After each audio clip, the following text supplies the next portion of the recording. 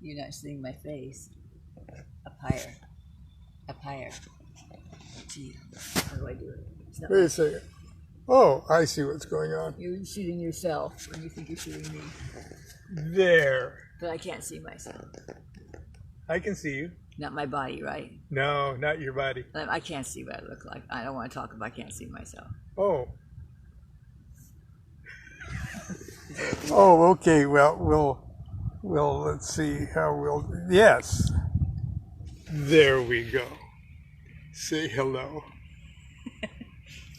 Good morning. Oh, shoot. It's Tuesday. Got my mask. Got my grocery list. Got my insulated bags. I'm going to go buy things at Sprouts. Got veggies, fruit. God knows what else. You're the best dressed girl in the convent this morning. I dress like a nun when I go shopping. Okay, roll down the window there for me, dear, because it's 120 degrees. No, it's not yet. Next week it'll be 120. Okay.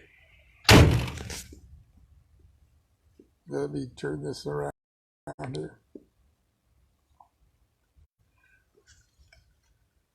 Oh, yes, I still have to turn this around. There we go. Sorry we're late this morning. Here, I got my chicken hat on. It's really not 120. It will be 120 on Sunday, they predict.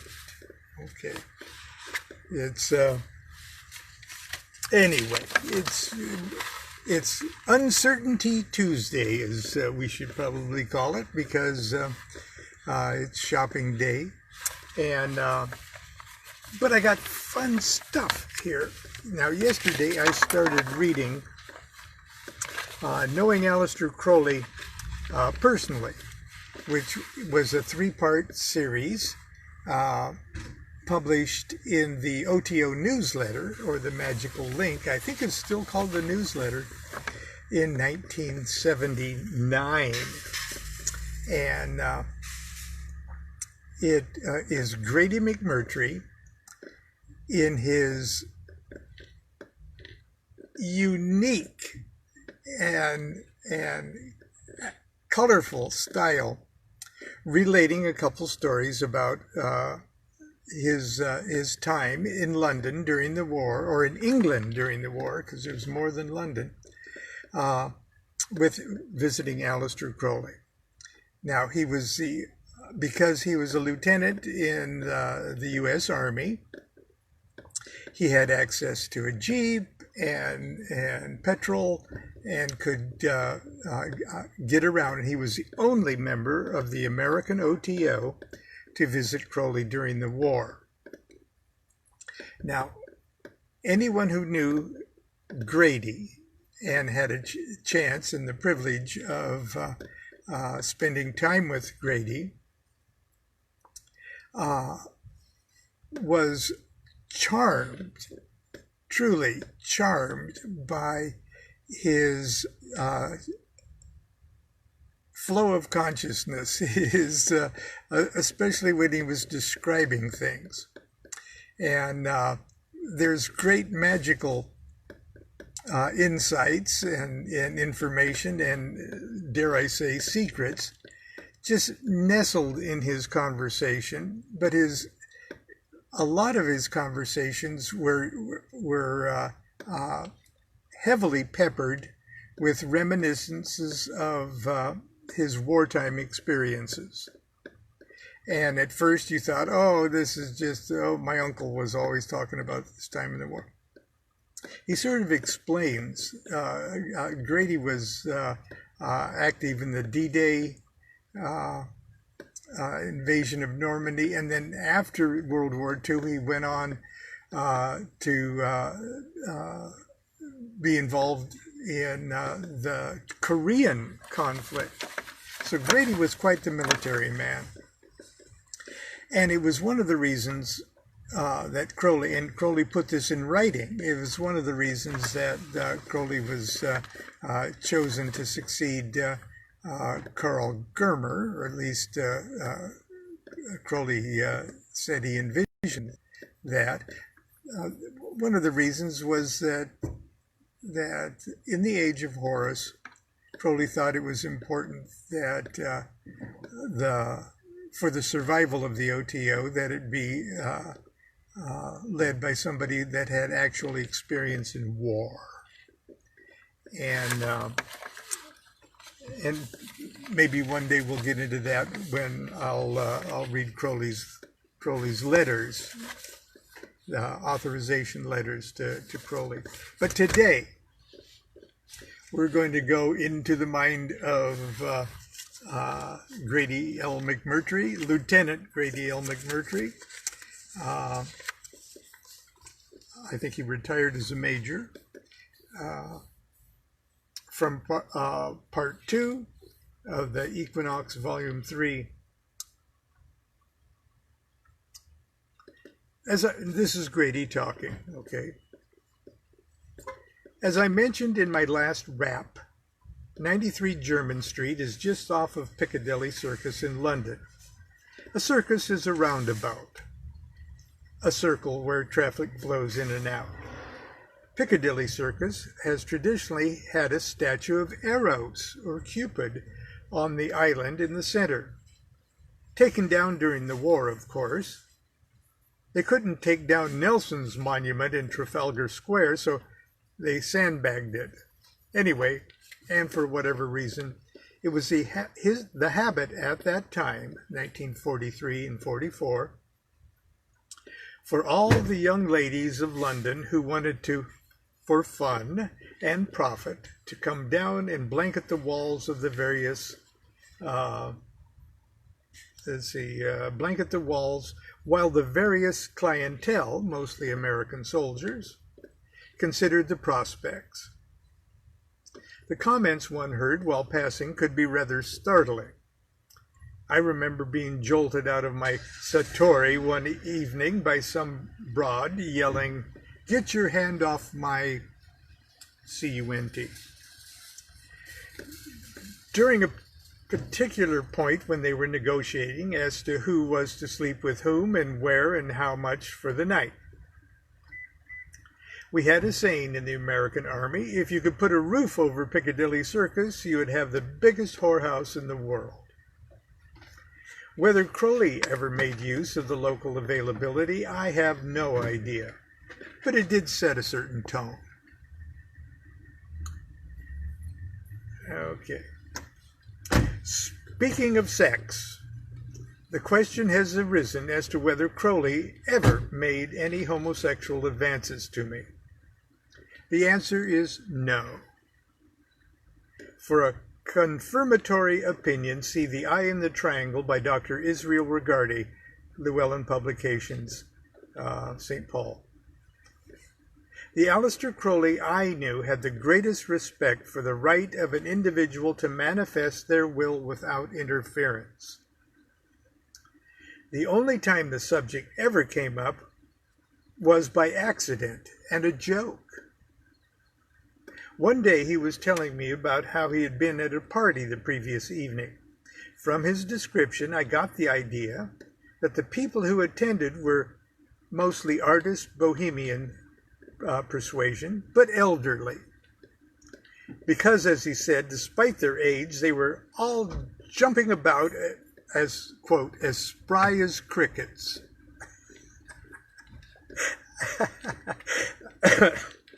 Whereupon I made some inane comment to the effect that I would rather have liked to have been there. His reply was rather devastating. He said, and I quote, "Oh, you'd have just gotten yourself buggered."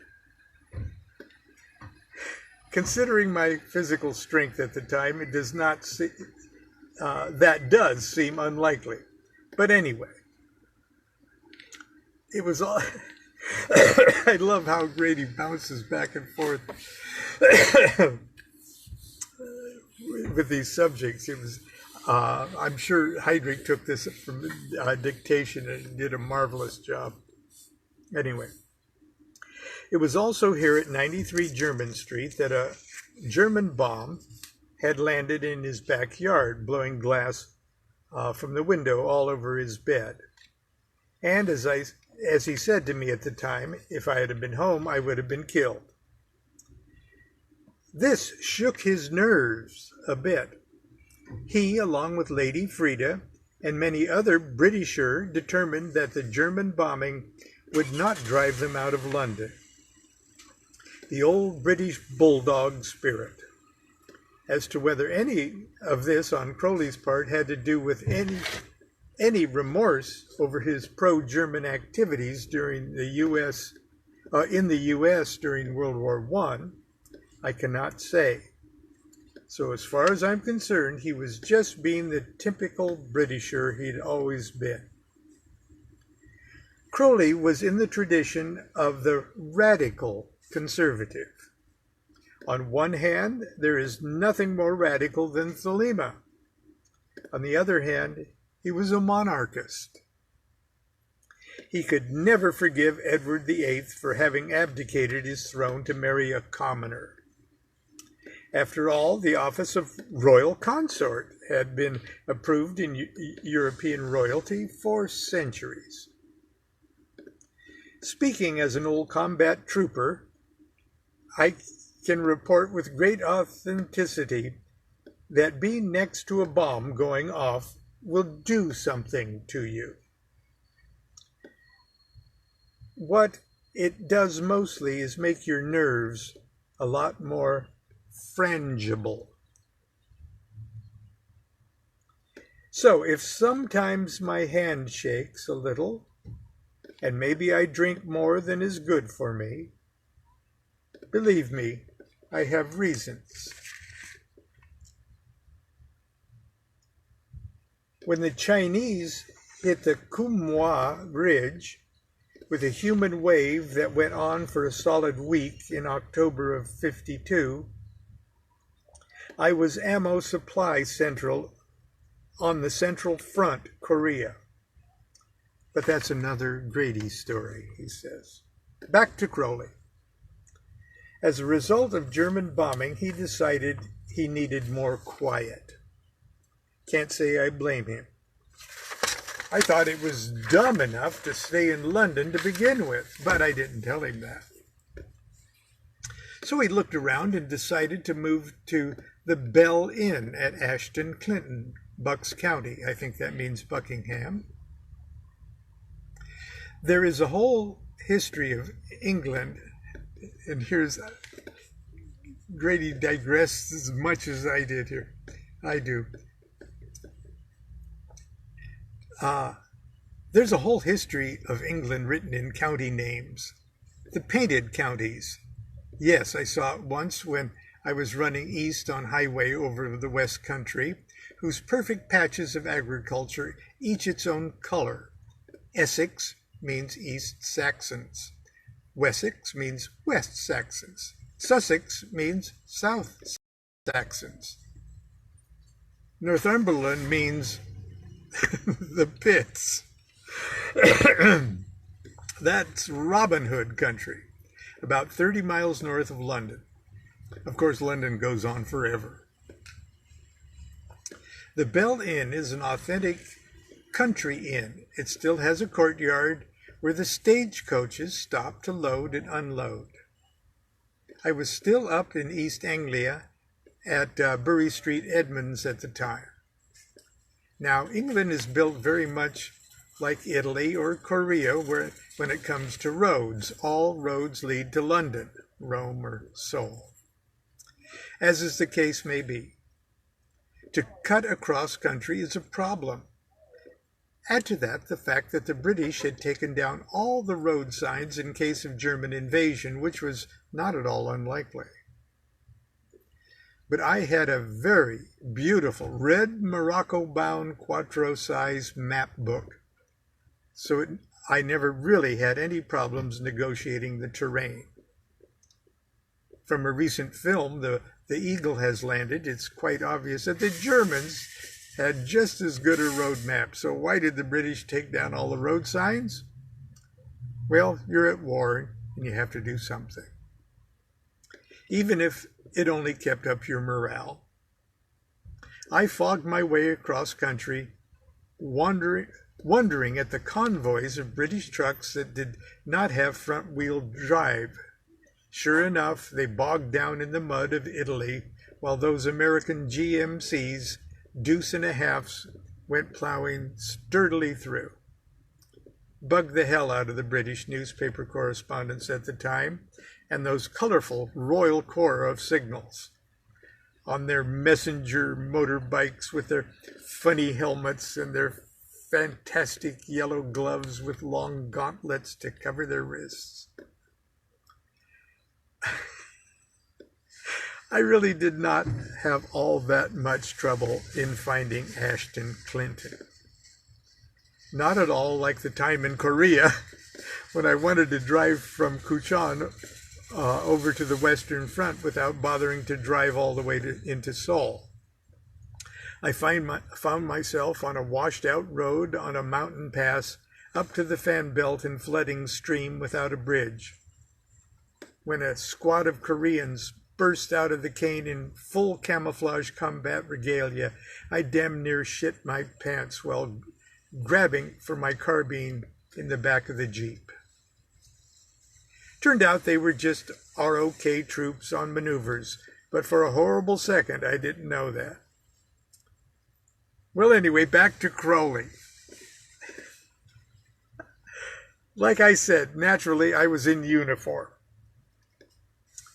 Not only was there a war on, but I had taken the morning off from my duties as company commander to grab the company Jeep and go over to see Crowley.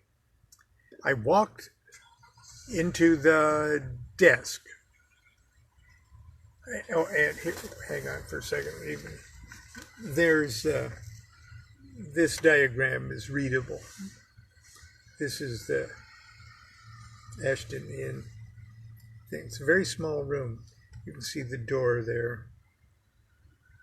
And then there's his table with the two chairs for playing chess. And that far side thing is his bed.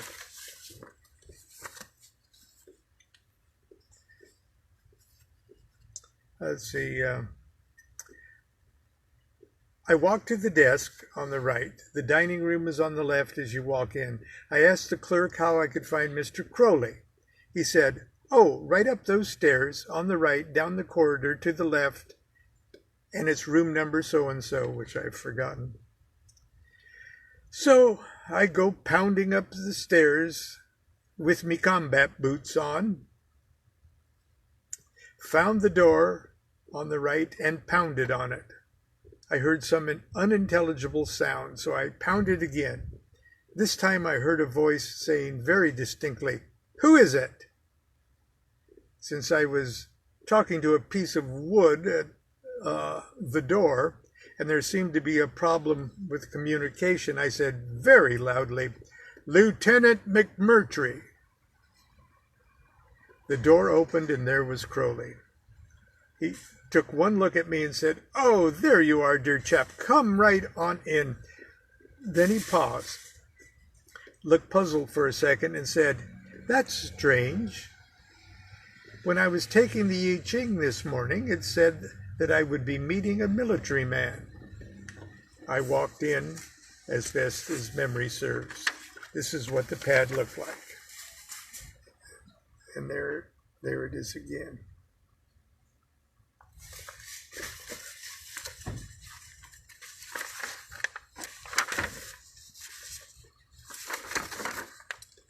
The A is the door, B the row of windows over on what seemed to be the north wall, with C the bed under them. D was a round table piled high with proof sheets, which must have been for magic without tears. He sat down in E and I sat down in F. There may have been other furniture in the room, but I do not remember. He said, "Pardon me a minute." He was in progress of taking an oracle from the I Ching. It was the one time I saw him using his I Ching sticks, which I was able to recover from the library after the court order decreeing that his library belonged to the OTO under my conservatorship. They look like this, and I've showed you before sort of my my set of sticks.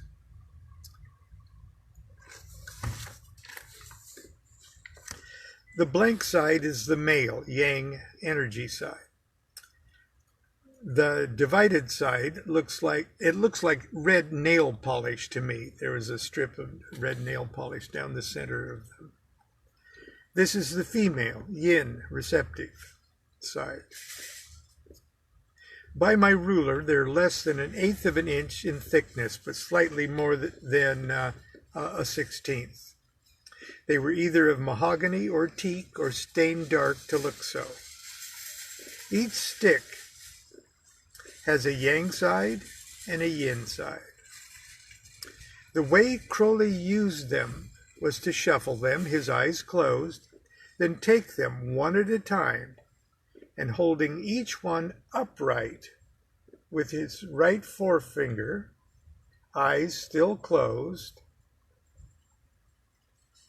get a signal and lay it down, either right or left. First stick down is the bottom line. You can also get moving lines this way. If one of the sticks wants to move when you lay it down, just shove it right or left as indicated. Personally, I like this method of taking the oracle. It gives you the chance for your angel to communicate directly through your fingertip. Of course, one must always be wary of lying and malicious spirits. I forget exactly what we talked about, but I do remember that it was a happy reunion and a heartwarming experience. Crowley could be a wonderful person when he wanted to be. As for the irascible side of his nature, I personally do not think he would have brought down the Book of the Law unless he had been authentically the great wild beast of the aeon. I met him once more, Christmas of 1944. But more of that next time in Hastings. That's where Crowley died. And that's the end of part 2 of remembering or knowing Aleister Crowley personally by Caliph Hymenaeus Alpha 777, or at this time Major Grady L. McMurtry. Anyway, thank you for being patient, and I know we were about a half hour late, but until tomorrow, continue to be good to yourself and be good to each other. Do what thou wilt shall be the whole of the law. Love is the law. Love under will.